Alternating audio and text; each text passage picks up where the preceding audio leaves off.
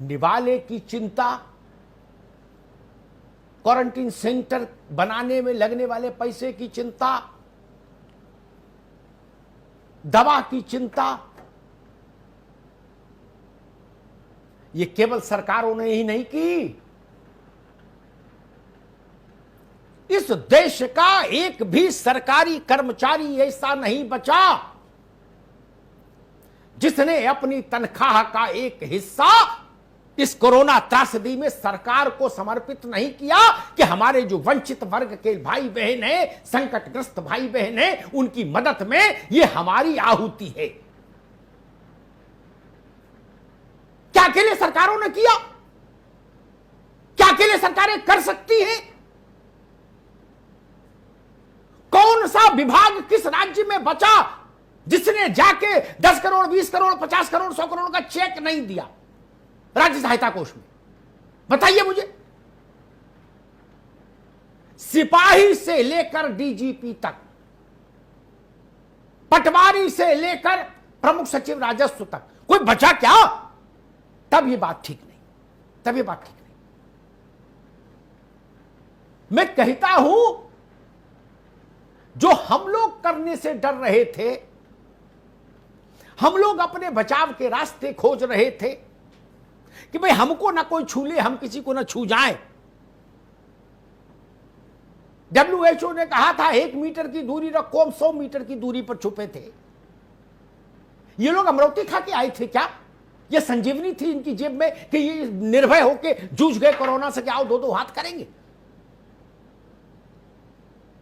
मनोज भाई, मैं नोएडा, गाजियाबाद के तमाम ऐसे सिपाहियों को जानता हूं जो मुझे रोज आते जाते मिलते थे, दुआ सलाम होती थी। एक दिन मैंने पूछा, भाई फलाने नहीं दिख रहे, तो बोले वो पॉजिटिव है, हॉस्पिटल में भर्ती। कुछ दिन बाद पता किया, उधर से गुजरता हूं तो पता लगा कि दुर्भाग्यवश वो नहीं रहे। किस लिए? चौराहे पर व्यवस्था बनाने के लिए। किसने किया ऐसा त्याग? किसी ने नहीं। डॉक्टर, नर्स, दिल्ली के उदाहरण में बता दूं आपको, एमसीडी के स्कूलों के टीचर और दिल्ली सरकार के स्कूलों के टीचर, तमाम टीचर इस घातक वायरस के शिकार होकर परलोक गमन कर गए। लेकिन खाना बांटा, क्या कोई विभाग हड़ताल पर गया? क्या किसी ने कहा कि हम नंगे हाथ नहीं जूझेंगे इस मौत के सामान से? नहीं ना।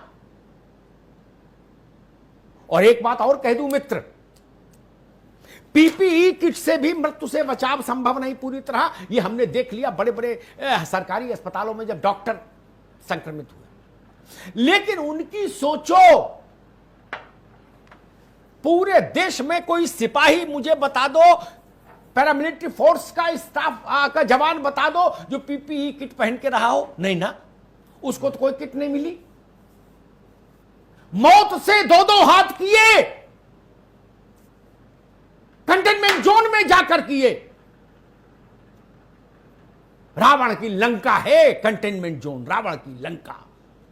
बड़े साहब गाड़ी का शीशा नहीं खोलते जब उधर से गुजरते थे।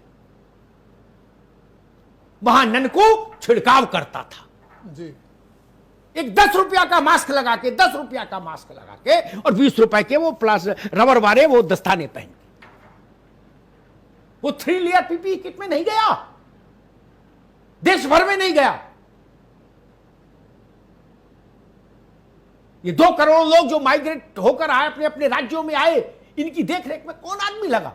किसने बस से उतरने पर, ट्रेन से उतरने पर लोगों को रिसीव किया जिसमें पॉजिटिव भी थे? वो सरकारी कर्म मुलाजिम था। वो जानता था कि इसमें हमारे जान जा सकती है, वो जानता था।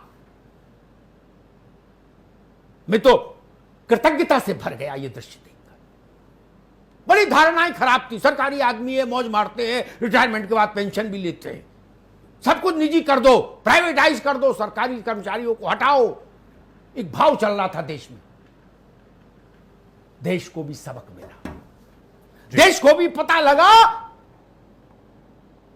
कि ये भारत मां की वो संतानें हैं जो संकट के समय काम आती हैं। जो संकट के समय काम आती है, अपने प्राण उत्सर्ग कर देती है। ये काम कंपनियों के डायरेक्टर और सीईओज नहीं करते। प्राइवेट कंपनियों के बड़ी तनख्वाहें लेने वाले, लंबी गाड़ियों में चलने वाले अपना फार्म हाउस सील कर लेते हैं संकट के समय। कोरोना के पॉजिटिव मरीज सबसे ज्यादा शुरुआत में एयरपोर्ट से हुए फैला, बीमारी वहां से आई, भारत में तो थे। सीआईएसएफ के लोगों से मैंने पूछा, भाई डर नहीं लगता? तो बोले सर डरेंगे तो काम कैसे करेंगे। बिल्कुल।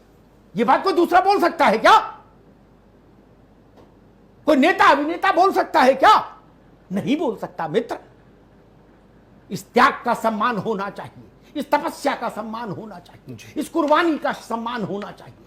और जो लोग शहीद हो गए, मैं उनको शहीद की संज्ञा देता हूं। जो सरकारी मुलाजिम इस लड़ाई में शहीद हो गए देश के लिए, उनके साथ वैसा ही सम्मान होना चाहिए जो हमारी सीमा पर शहीद होने वाले हमारे जवान के साथ होता है। वही भाव होना चाहिए, वही नियम होना चाहिए, वही उसको आर्थिक मदद होनी चाहिए, इमदाद होनी चाहिए।